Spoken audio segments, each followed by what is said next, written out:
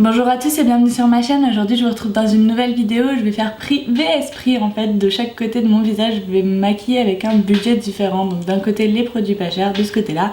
Et de ce côté là les produits chers tout simplement. Donc on va voir ce que ça donne.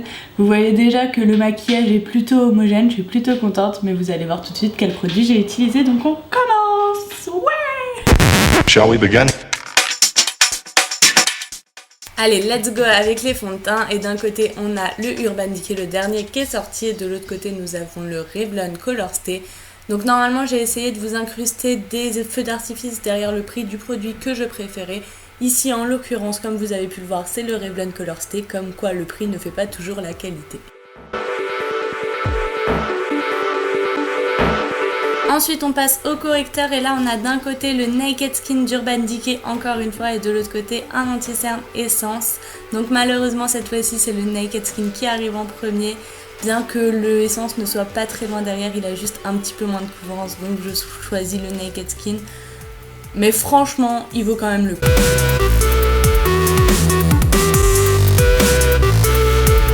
On passe à la poudre et là on a d'un côté une poudre de chez Make Up For Ever et de l'autre côté une poudre de chez NYX. Et là je vous avoue que j'ai pas vraiment su départager laquelle je préférais.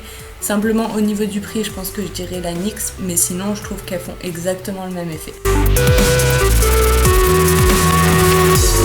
Autour des palettes pour les yeux, donc là nous avons d'un côté une palette de chez Sleek et de l'autre côté une palette de chez Urban Decay. Encore une fois j'ai l'impression qu'il n'y aura que cette marque dans cette vidéo.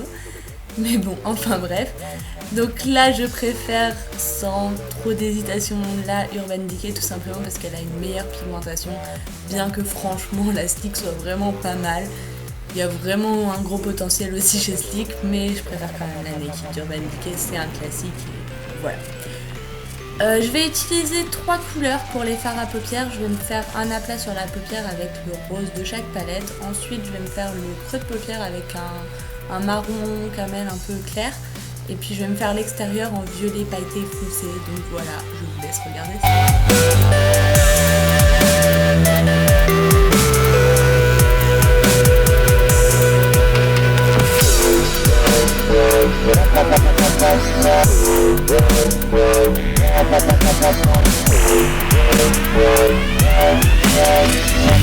Alors là pour les eyeliners il n'y a pas photo pour ma préférence, c'est vraiment celui de chez Essence et je fais des rimes. Oui c'est sûr à 100%, il tient toute la journée, il ne bave pas contrairement à celui de chez Benefit. J'ai l'impression que celui de chez Benefit ressemble un peu plus à un crayon qu'un vrai eyeliner. J'ai été vraiment déçue, donc sans aucun doute celui de chez Essence est 1000 fois mieux, bien qu'il soit beaucoup moins cher.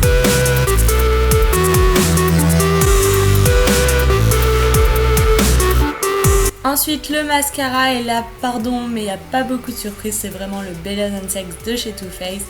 C'est mon ultimate favori de tous les temps, je l'aime trop, surtout en version waterproof. Donc je suis désolée pour l'autre qui a aussi du potentiel, mais là c'est pas possible, tu peux pas rivaliser.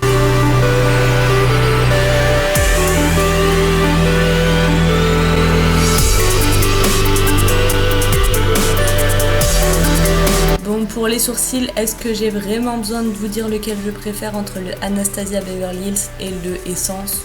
Je crois pas, non. Je pense que vous savez. Et si vous savez pas, bah regardez le résultat et vous devinerez.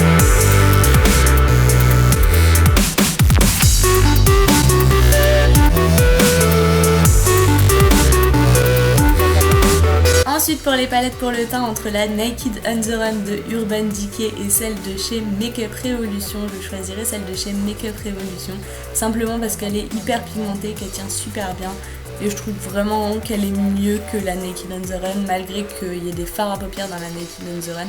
J'ai pas trouvé que la pigmentation était folle, j'ai pas trouvé que les fards étaient fous, donc non, j'aime pas trop.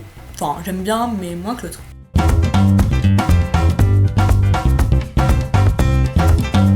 On passe ensuite au blush et là je vous avoue que j'ai pas vraiment pu faire la différence entre celui de chez Essence et celui de chez Too Faced, tout simplement parce qu'il y en a un qui est un peu satiné, un peu irisé et l'autre qui est totalement mat, donc je les utilise vraiment à des moments différents selon mes envies, mais j'utilise vraiment à peu près les deux à la même fréquence, donc je ne saurais que vous recommander pour cela encore une fois. Franchement celui d'Essence est très bien pigmenté, celui de chez Too Faced aussi, tout dépend si vous voulez un petit peu de satiné ou si vous en voulez pas. Voilà.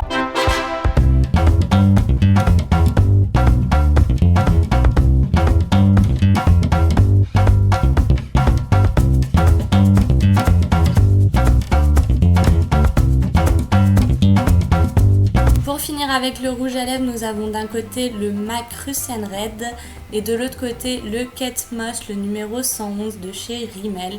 Et là, je préfère sans hésitation celui de chez Rimmel parce que je trouve qu'il est un petit peu moins asséché.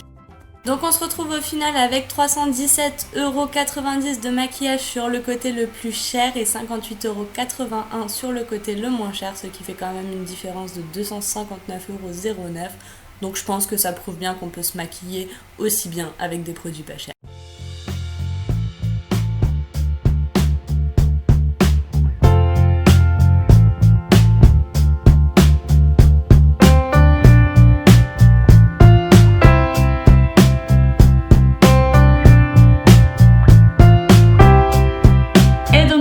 Cette vidéo, n'hésitez pas à me dire lequel côté vous avez préféré au final, si c'est le plus cher ou le moins cher.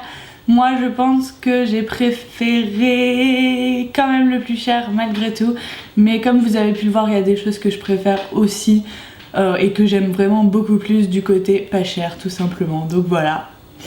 Donc je ne saurais que vous conseiller, enfin prenez ce que vous aimez, testez ce que vous aimez, faites selon votre budget, mais si vous n'êtes pas vraiment passionné par le maquillage, bah forcément vous aurez envie de trucs un peu plus chers, mais sinon je trouve que franchement les produits pas chers suffisent amplement. Regardez, on a quasiment le même résultat avec deux gammes de prix totalement différentes, donc voilà, je vous recommanderais en particulier, mais en tout cas sachez que vous pouvez faire avec du pas cher et que vous n'êtes pas obligé de dépenser des 1000 et des cents dans du maquillage.